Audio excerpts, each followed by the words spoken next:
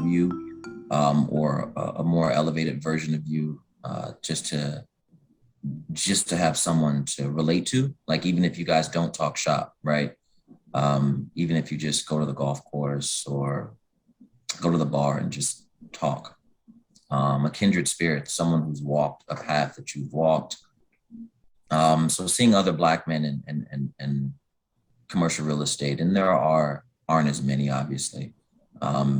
Here in Boston, there's a good number of us, a handful of us, that are seriously going around and finding properties, acquiring them, either holding them, or fixing, flipping them, or doing ground up construction projects, or doing full on development projects. There's a handful of us.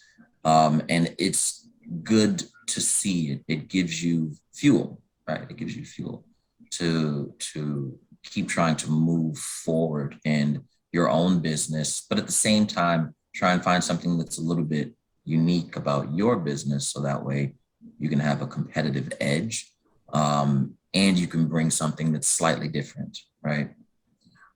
So seeing other individuals and having access and having the ability to have conversations is great. But I think it also kind of harkens back to one of your previous questions, which is, how do you deal with the mental health, right?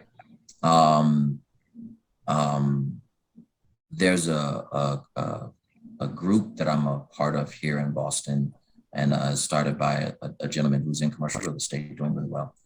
And he sent out a group text. It's mostly guys in the group, 50, 100. I'm not sure, but a lot, thankfully. And one of the text messages that he sent out this morning to the group was that, hey, I know it doesn't get said a lot, but guys, you're worth something. Guys, we love you. Guys, keep at it, right? It was a really sort of unexpected, uplifting sort of post.